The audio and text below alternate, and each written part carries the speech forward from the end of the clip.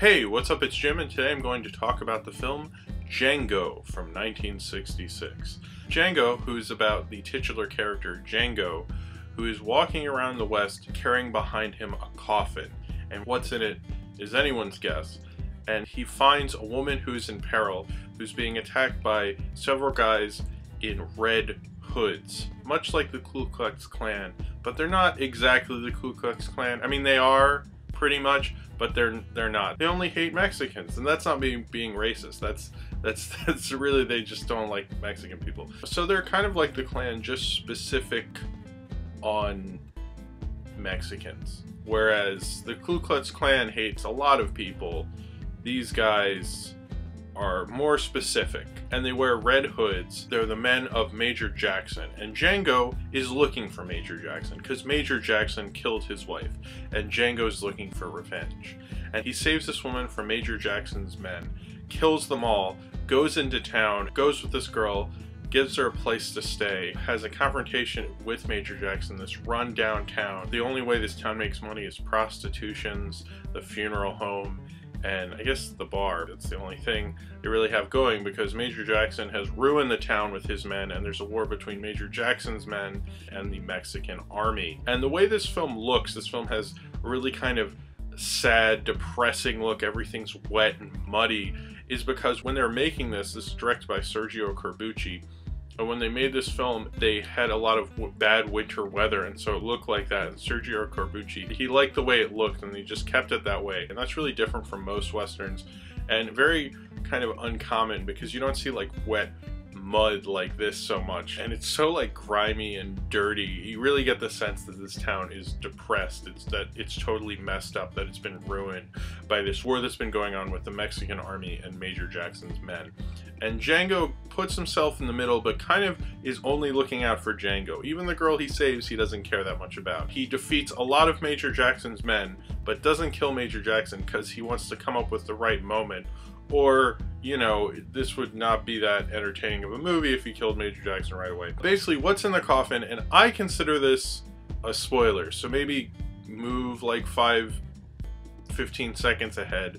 Some people don't. I've noticed people just say this in the review, but I think it's part of the fun of the movie not knowing what's in the coffin. Anyway, in the coffin is a Gatling gun, and he brings it out and shoots the hell out of like most of Major Jackson's men and destroys them, and then has an allegiance with the Mexican army and helps them rob Major Jackson's men with the Gatling gun. Anytime you're thinking of the spaghetti western genre, really, I think the Sergio Leone Dollars trilogy is really always at the top of that list. But when you're looking for what is the other best thing that is not directed by Sergio Leone, it's the other Sergio of spaghetti westerns, Sergio Corbucci, and I think Django is very high up there. I would say top 5 spaghetti westerns, you always have to go with Django.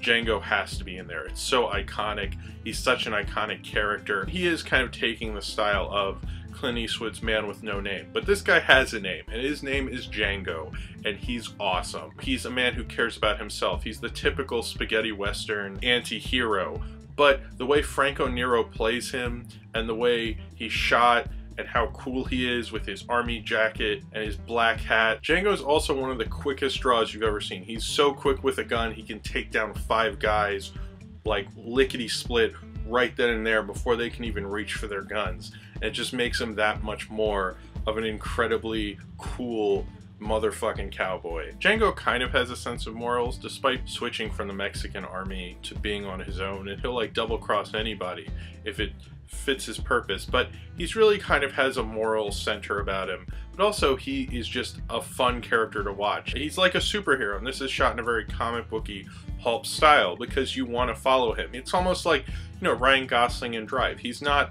an actual superhero, but it's kind of like that guy. The coolest motherfucker in the room is always going to be Django. And Franco Nero, who before this was a gas station attendant and then was cast in Django as an unknown, he was so popular as Django in Germany, every western that he was in has Django in front of it.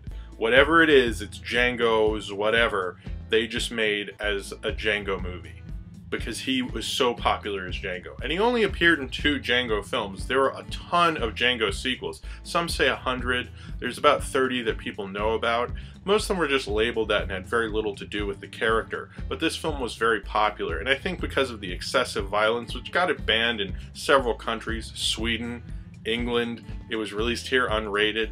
And Sweden and England are the only 2 I actually know about. I'm sure even more. And in England, they wouldn't even rate it until like the 2000s. The body count, which is 138, which is incredibly high for 1966. This was excessively violent, and it's over-the-top violence. But I think the pulpy style of it, the last shot, even when he's walking away, looks to me like it could be drawn by Jack Kirby. The thing I always liked about spaghetti westerns is that they didn't shoot with sound. That's why everything's dubbed in a spaghetti western, so the director could yell things at the actors. And also, a lot of the actors, some of them knew English, some of them didn't. Some of them, you can tell it kind of matches up. It never matches up, really, in this movie. But I think that goes into the whole vibe of Django.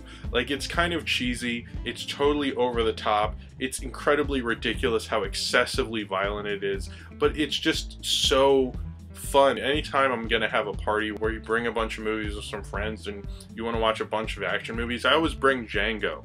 You know, I don't always watch it, but when I put it on and that Gatling gun comes out of the coffin, everyone's like, oh man, this is awesome.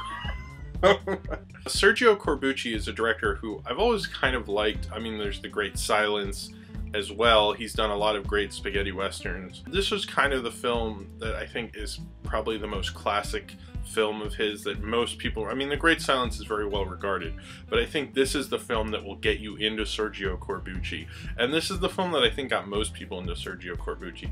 His westerns were always excessively violent and grim and brutal, and Django does that, but Django does it in a very fun way. Whereas it, as excessively violent and brutal as it is, it's a fun movie. It has a kind of a really great energy to it. I think the reason this film's so popular and had so many sequels or unofficial sequels is just because it's like Raiders of the Lost Ark in a way. Because Raiders of the Lost Ark isn't just about really Indiana Jones. It's about the quest that Indiana Jones is on. And that in turn makes Indiana Jones seem more badass. And that's why I think Raiders stands so higher above all the other films, because it's not as concerned with him as a character, it's more concerned with the plot, which worked well for it. And I think Django is the same way, because we don't really have a scene where you find out like what his wife was like. There's no flashback sequence. It's more concerned with showing Django shooting guns and killing people and, you know, showing cool sequences and having awesome shots of Django looking cool. They're not going to have a shot where Django's crying, you know, holding his wife's corpse. He's like, why? You know, this movie's not interested in that. This movie is very brisk. It moves at an incredible pace. Apparently they didn't have a script when they started shooting, and I think that probably worked for it because it's so simple. It feels very modern. Probably because of the excessive body count and the violence. I'm almost surprised that it's 1966. I always think it's like, you know, 70s or something. It was really ahead of its time in terms of violence. And I love the theme song. It's like, Django! I always think it's Elvis. People say Tom Jones. I always hear Tom Jones with Django. Like, it sounds very Tom Jones. But to me, it sounds so much like Elvis. If someone told me Elvis did the Django theme, I'd believe it. I don't know who it's by, but it's not done by Elvis, unfortunately. Django is one of the classic characters in spaghetti westerns. If you want to say anything about spaghetti westerns and you haven't seen Django, you should shut up, because this film is that important to this genre. It influenced so many. Robert Rodriguez, obviously. I mean, watch Desperado. Quentin Tarantino, I don't think I need to say it since Django Unchained just came out. Brian De Palma in Scarface, and so many others. This film has such a big influence on culture, but aside from that, it's a fun fucking western. It's a really fun movie. I think one of the things about westerns when you come to a modern audience and you show someone an older western is it's not constructed and the flow isn't like a modern action movie. Django is an exception to that. If you're someone who loves action films or you love westerns and you haven't seen Django, you should run out and see this movie. There's so many times I've watched this with friends while drinking beer and eating pizza, and I've had a great time. And then when I sat down to really watch this movie, I was like, this movie it's a fun party movie, it's a fun pulp movie, it's just a fun, good, B, cheap, violent film, but it's like a perfect B, cheap, violent western. I love Sergio Leone's Dollars trilogy and all his spaghetti westerns, but there's some times where I just want an excessively violent, fun spaghetti western, and Django is always going to be the best, fun, excessively violent spaghetti western ever made. So if you have seen Django and you would like to talk about it, then comment below in the comments, and subscribe if you would like to. I'm not sure if I'll do a Django sequel next or another Corbucci movie. I guess you'll have to wait and see.